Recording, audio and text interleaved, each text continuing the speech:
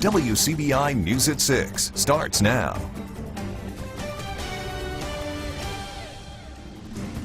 Thanks for joining us, everyone. An active weather day with watches and warnings across the viewing area. For the very latest, we turn things over to Chief Meteorologist Keith Gibson for a first look at our forecast. Keith. Hey Joey, it's 6 o'clock here on our Monday. We are looking live with our Alpha Insurance camera in downtown Tupelo back to the east. Those storm clouds now shifting away from our coverage area, and there's a view from Vernon looking north-northeast at Durham's Pharmacy in West Alabama and in Columbus.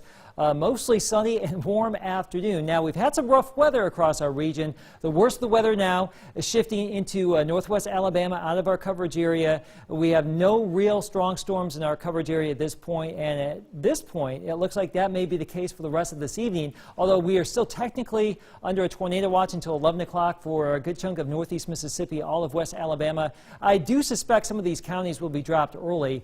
We are looking at the better tornado potential and severe thunderstorm potential in northern Alabama and eastern Alabama as we go throughout the course of the evening. Now, could there be some redevelopment farther south? It's possible, not likely at this point. We'll just see how it all plays out. The big driver of all of this is out there across the high plains, and those low clouds and those showers will be in here later tonight. Right now we've got 70s and 80s. It is warm, it is humid, it's breezy. But by later tonight, the wind will pick up from the west and northwest. Temperatures will fall down into the upper 40s to around 50 tonight, only 50s tomorrow with passing showers, and it will be a blustery day. But right now, it looks like the overall severe weather threat is waning. We'll keep you updated, and your full forecast is coming up in just a few minutes. An argument between a little brother and his big sister apparently leads to a fatal shooting in Monroe County. A 14-year-old is dead, a 9-year-old in shock, and a family will never be the same. Jory, you've been following this story, and tell us what you learned today. Well, Joey, it's a fact of life. Siblings argue, but this is not the way it usually plays out. Monroe County Sheriff Cecil Cantrell says the children were fighting over a video game, but that's when he says the situation turned deadly. A parent's worst nightmare played out in real life Saturday at a home on Dryden Lane. 14-year-old Dejanay White was shot while playing a video game. The shooter, her 9-year-old brother, says Monroe County Sheriff Cecil Cantrell. When deputies arrived on scene, they found the accused shooter in shock and tears. We got him in there and talked to him, and got him calmed down and talked to him, and we just asked him what happened. He told us that they were playing a video game and he wanted the controller and she wouldn't let him have it, so he went over to the nightstand where there was a gun and he got it and come up behind her and shot her. Cantrell says the .25 caliber gun belongs to the mother's friend who also lives at the house where the shooting took place. The mother heard the gunshot and she ran to the bedroom and found the little girl laying on the floor. From there, she was rushed to Amory, then transported to Le Bonheur Children's Hospital in Memphis. The injury was fatal. Dejanay died Sunday night. Sheriff Cantrell says it's a case that's unimaginable. Kids now, they play these video games. They see these games on all these little games that they play, and then, you know, people get shot and killed, and then they hit the reset button and everything's okay. Well, in real life, you can't hit the reset button.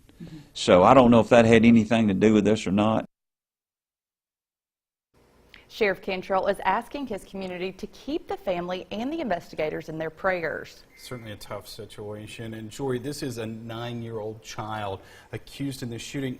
What happens next? Well, Sheriff Cantrell says, to his knowledge, the child is at home with his mother. This is a case for the juvenile court, a difficult case. The district attorney's office will make the decision if they want to try someone in this case, and the sheriff also says it's not known at this time if any charges will be brought against anyone else. The Tupelo Public School District says they are very saddened by the tragic death of 14-year-old Dejanay White. TPSD Superintendent Dr. Gerald Loden says White was an 8th grader at Tupelo Middle School. He says she was on the basketball team and involved in many school activities. The superintendent says White was a very well thought of young lady and is going to be missed by many.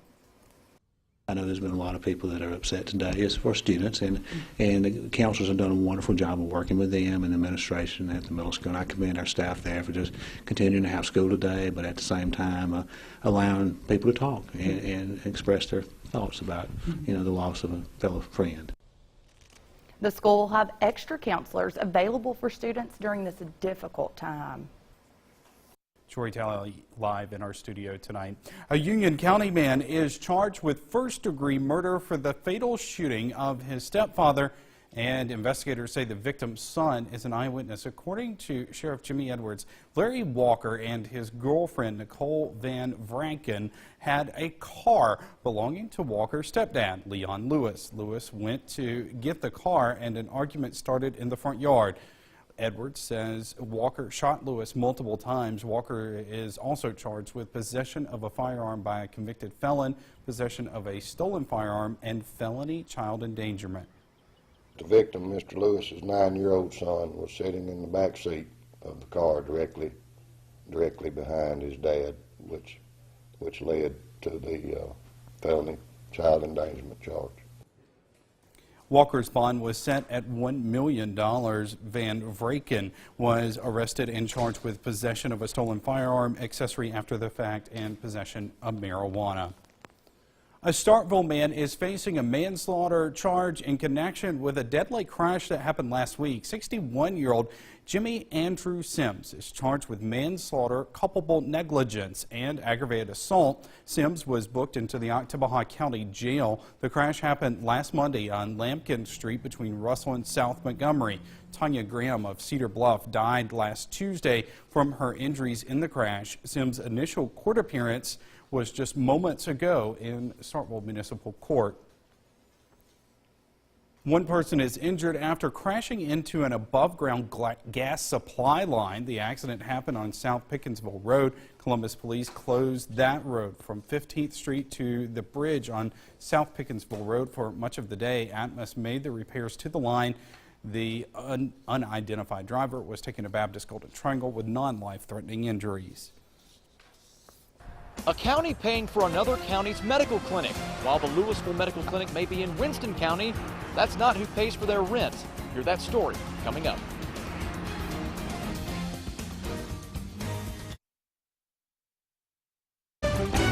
You're watching WCBI's News at 6 with Joey Barnes.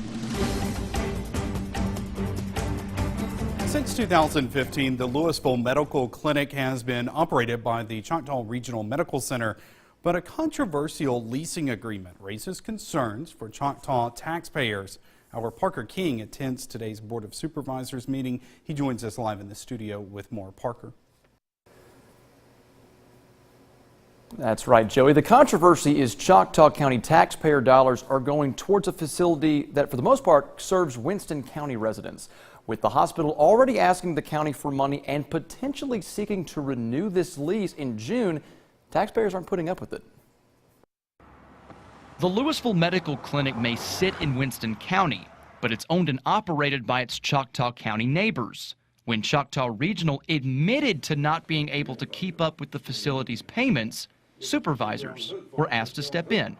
Choctaw supervisors, not Winston. Yet the majority of the Board of Supervisors is a 3-2 vote to take the $362,000 and give to the Board of Trustees to pay the delinquent rent on the Winston County Louisville Clinic. District 5 Supervisor Eric Chambers is an advocate for quality health care, but doesn't see why his district residents have to pay for something that serves Winston County. If they didn't have health care in that county, it'd be a different thing there. They have a fine facility, and we do too in our county. So it's just only appropriate to take our taxpaying dollars and put them to work here. Chambers took this to Facebook, receiving a lot of feedback from citizens.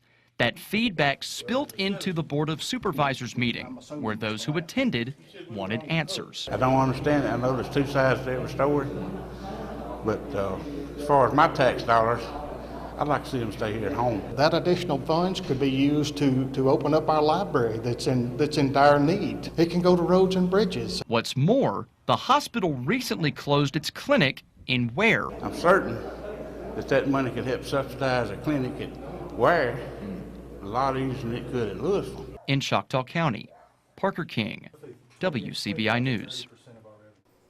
Choctaw County Regional Board of Trustees are meeting this Wednesday at 1 o'clock. The public is welcome to attend. and we will also be there and have more reaction from that meeting later this week.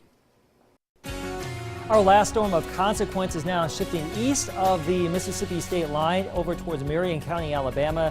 Still a pretty good storm over there along I-22. Maybe the worst is done for our area today. Let's hope so. The full forecast is next. Your first alert forecast with Chief Meteorologist Keith Gibson. Good to see you on this Monday afternoon, 6:16. Looking back to the east, our Alpha Insurance camera, you can see those clouds right there, the back edge of all those violent storms that are currently ongoing across north central Alabama. Large hail earlier today in Ripley. We had numerous reports of large hail from Ripley through Prentiss County into western Alabama. Near Belmont, right there, some baseball-sized hail. Wow, some extremely large hail across parts of the region. And we showed you going to break that one storm near the Bexar community there east of Tremont, northwest of Hamilton. Still the potential for some hail in this. This is sub-severe hail, at least is what we're looking at as far as the radar. But there's probably maybe some quarter size in that right along I-22. That is lifting away from our coverage area. And that could be the last big storm of the day for our area. Looks like this big explosion of storms has developed as expected across northern parts of Alabama, and that's where it could be for the rest of this evening. Now, we're trimming off some of these counties as far as the tornado watch is concerned. Technically still a watch until 11 o'clock for the Golden Triangle area, all of West Alabama, but those will tend to be whittled away as we go through time. Here's the big picture. Clouds and rain showers. This will be our weather for tomorrow up here across northwestern Arkansas. That's swinging our way. So we will, for the most part, enjoy a pretty nice evening around here. Warm, breezy, humid, with a better storm chances to our northeast. And don't forget about this. We are programming weather radios tomorrow afternoon in Columbus at Kroger 4 to 6. And this is the time of active weather, obviously. It's always good to be prepared. We had severe weather today. This will be the only chance for severe weather this week, thankfully. Now, we're mild now. Temperatures will cool down into the upper 40s to around 50 degrees later tonight. And look at what's happening for tomorrow. Clouds, a scattered shower or two, maybe a few more than that. Temperatures in the low to mid 50s across northeast Mississippi. Farther south, much the same story. More in the way of middle 50s for you. Winds from the northwest. We're going to go with 10 to 20. There could be some higher gusts, maybe up to about 25 miles per hour. Blustery and cool. Ironically, spring begins tomorrow at 11:15 in the morning, but it certainly won't look or feel like it. Now, Futurecast doing a pretty good job kicking out the showers and storms for this evening, but there is that wraparound effect right there. Clouds, scattered showers around our region for tomorrow. So a blustery type day, very unsettled on Tuesday. High pressure winds out on Wednesday. We are sunny and pretty nice into Thursday too. And temperatures will moderate later this week, but we actually do have a chilly night in store for tomorrow night, mid-30s, maybe a shot at a frost or freeze Wednesday night, Thursday morning, but look at all that sunshine here for the middle of the week. We're back into the 70s as we get into the upcoming weekend. Now, I can't rule out some passing showers Friday through the weekend. Right now, it looks like the better rain chance will be farther to our north, with the next chance for any widespread showers and storms around here, probably by next Monday. So there's your forecast. We'll be here monitoring the weather for the course of this evening. Right now, we're doing okay, but it will be cooler tomorrow. More of the show after the break. All right, thanks, Keith. The Bulldogs look to use home court advantage to get back to the Sweet 16. More from the Hump next in sports. WCBI Sports with Tom Ebel is brought to you by your local Ford dealers. Go further. Hail State Hoops can punch a ticket to its third straight Sweet 16 with a win tonight against Oklahoma State. The Bulldogs were bound to face a rematch in the round of 32, and it just so happens to be the Cowgirls are up next. Sports Director Robbie Donahoe has more from the Hump to get you ready for game day.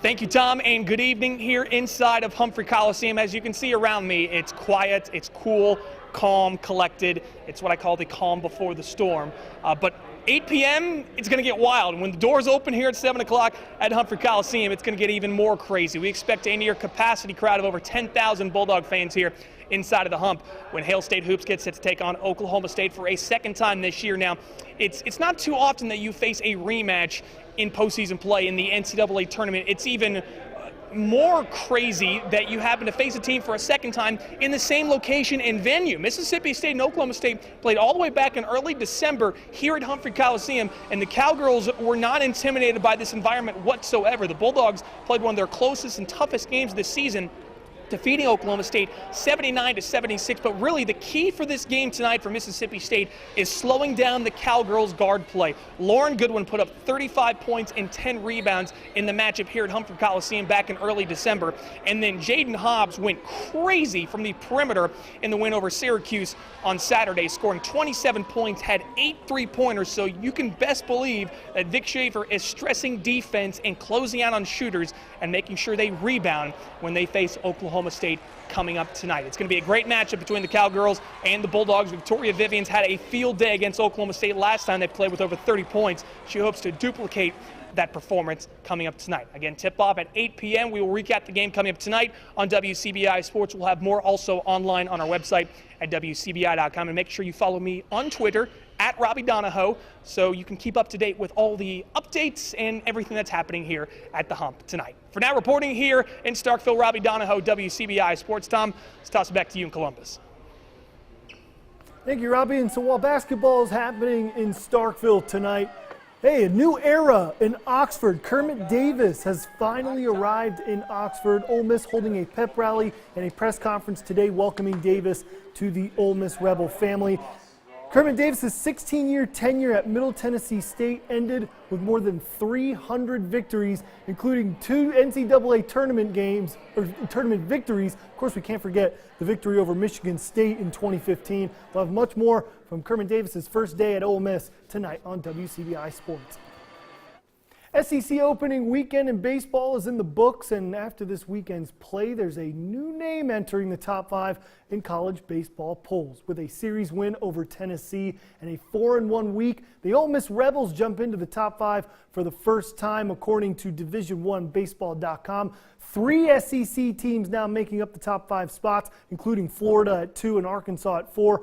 Mississippi State drops out of the top 25 after being swept by Vanderbilt over the weekend, and Southern Miss stays firm at 16th. Coming up tonight, I know Robbie mentioned it, 8 p.m. tip-off on ESPN2. Keep an eye on it, though. Did a little bit of research. Saturday's game, DirecTV, be careful for whip-around coverage. ESPN2 has done a thing where they go from game to game to game going on at 8 o'clock during the NCAA women's basketball tournament. Basic cable, it seems that you're in luck. They'll have the Mississippi State game on for its entirety. So keep an eye, check your local listings, check your cable guides, all that good stuff, so you can enjoy some Bulldog basketball. That's it for sports. Last of your forecast is WCBI sports coverage of MSU women's basketball is brought to you by OCH Regional Medical Center, advanced medicine, compassionate care, and visit Columbus, the city that has it all.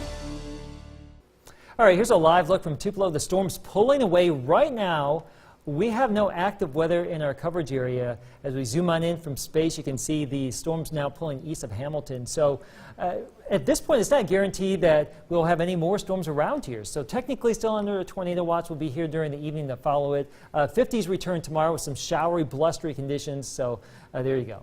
All right, great job today. Keep an eye on the weather. Thanks, Keith. Thank you for joining us, everyone.